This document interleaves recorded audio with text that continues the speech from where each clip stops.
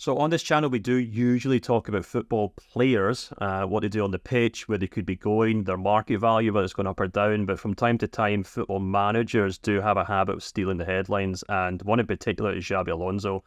He's been stealing the headlines all season long with his undefeated team led by Leverkusen in Germany. And that has led to a huge amount of speculation over his future, which clubs he could move to.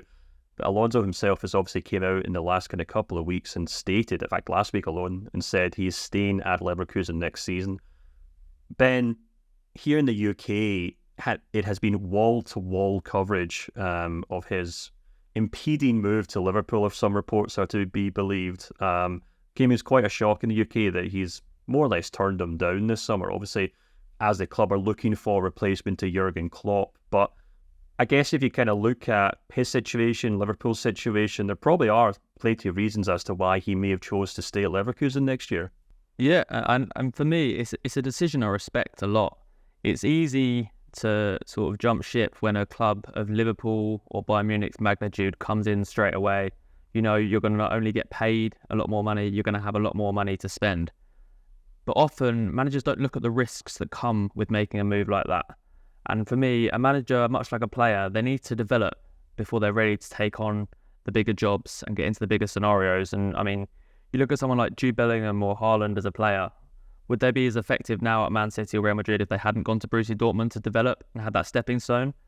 And I just think I think I really respect the decision from Alonso. I'm certainly not having he's a bottle job, which some people in the media are trying to claim, which is complete nonsense. But he's only managed one full season so far. He's going to win the Bundesliga. That's almost a formality. He could possibly go far or win the Europa League too. He's got a young group of players. I think he's been given reassurances that he's going to be able to keep a lot of those players next season.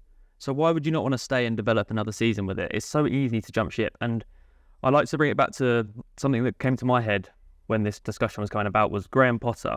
When Chelsea came in for him, I thought it was such a bad decision for Graham Potter to take that move.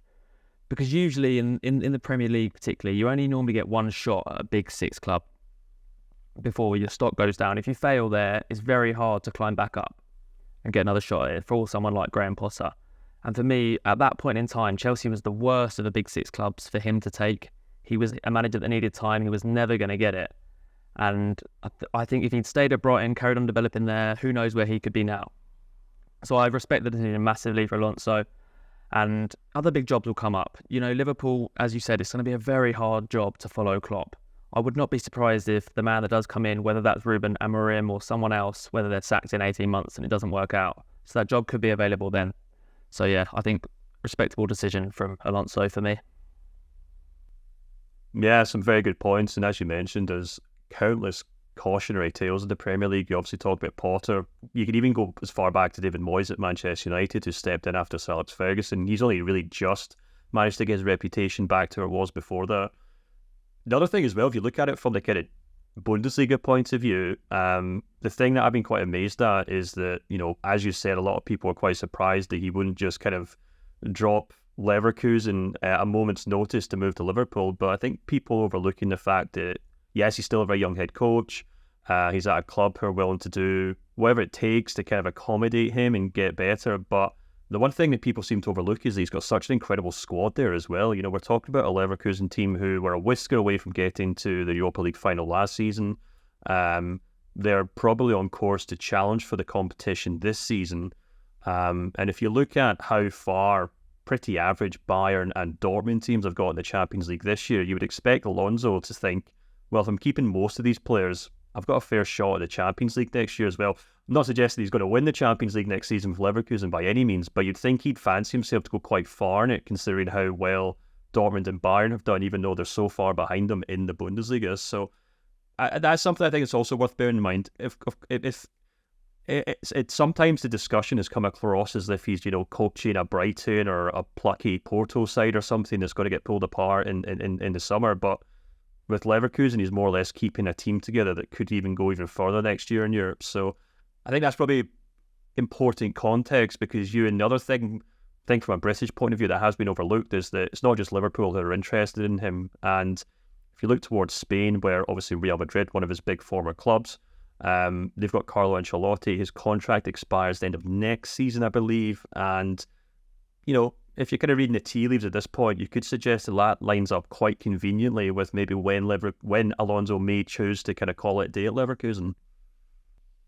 Yeah, the Real Madrid factor is certainly interesting, kind of just lingering there in the background, because although Ancelotti extended his contract, recently there was talk before that about him going to Brazil. I think Brazil were pretty sure they secured his signature, actually, and they were a little bit frustrated that failed to materialise. I think his contract's still till 2026, but there's no guarantees he's going to stay in the job until then. It seemed quite a logical move for Alonso to go there, and look at the Real Madrid squad at the moment, the one they're building with Mbappe, pretty much destined to go, and Endrick and Vinicius and Bellingham. It's an exciting squad to coach, full of really good young players as well, Camavinga as well, for in there. And like Ben mentioned, a really good point about Liverpool is the job can be there next summer as well. There's no guarantee the manager who's going to go in there will be successful.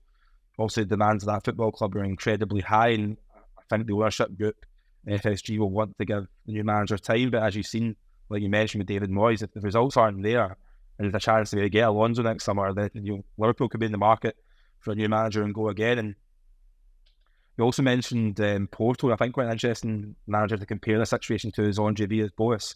When he was at Porto, he done incredibly well. He jumped ship at the first opportunity to come to the Premier League, and it didn't work out for him. And he kind of failed to get his reputation back after that. Another thing with Alonso as well is probably not that financial pressure on him compared to some other managers who are kind of starting off and they get a chance to go to a bigger club on bigger wages, because Alonso's obviously made a good living as a player as well. So there's not that financial pressure to go to a huge club and get your wage times by 5 or 6. Yeah, the other club as well that we haven't even mentioned are Bayern Munich, and they've been heavily linked with Alonso too. He was the favourite actually in the German press as well to replace Thomas Tuchel, but perhaps like Liverpool, maybe actually that's maybe not a fair comparison, but actually probably in a worse situation in Liverpool, in the sense that the squad needs a huge upheaval and change in players. The club itself have chewed through Thomas Tuchel and Julian Nagelsmann in the last kind of 2 or 3 seasons. So any head coach looking at Bayern now are probably thinking, well, I don't want to touch that until I've got secured investment in place to rebuild that squad, and obviously given a lot more time than Julian Nagelsmann or Thomas Tuchel was given. So, I mean, Ben, I guess the overall point here before we finish up is that if you look at the options he had, both Liverpool and Bayern, and if we take Real Madrid out of the equation right now, because it doesn't seem like they'd be willing to drop a lot Ancelotti this summer, but those 2 clubs in particular, I guess neither of them are really ideal for an ambitious head coach at this moment in time. Yeah, I think obviously Bayern Munich, the squad's, I think it's aging, struggling in a lot of areas. Even Harry Kane, who you're probably still going to get 2-3 more years out of at the top level, is 30, coming up to 31. Even Joshua Kimmich approaching 30 now. There's a lot of players that aren't performing, and it's a squad that needs serious investment. Also talk that Alphonso Davies is leaving in the summer. With Liverpool, obviously, it's a different issue. I think they have got aging problems as well. You look at 2 of their best players still, Salah and Van Dijk, who are both in their 30s, and easily Liverpool could lose one of them this summer. I think they have done a very good job in terms of their midfield renovation that sort of started last season with Szoboszlai and Alexis McAllister. I still think the holding midfielder might add something, but following Klopp, it's just Klopp's built a dynasty at Liverpool, similar to what Arsene Wenger did at Arsenal and what Sir Alex Ferguson did at Man United. And so far, from those examples we have, David Moyes followed Sir Alex Ferguson, had an absolute nightmare, was sacked within a year and a half. Unai Emery followed Arsene Wenger, and it was a similar story.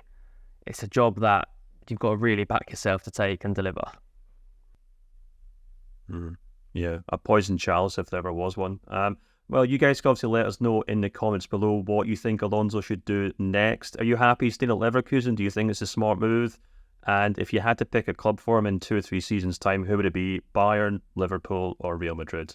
Let us know in the comments below. Like and subscribe if you enjoyed this video. And until next time, we'll speak to you soon.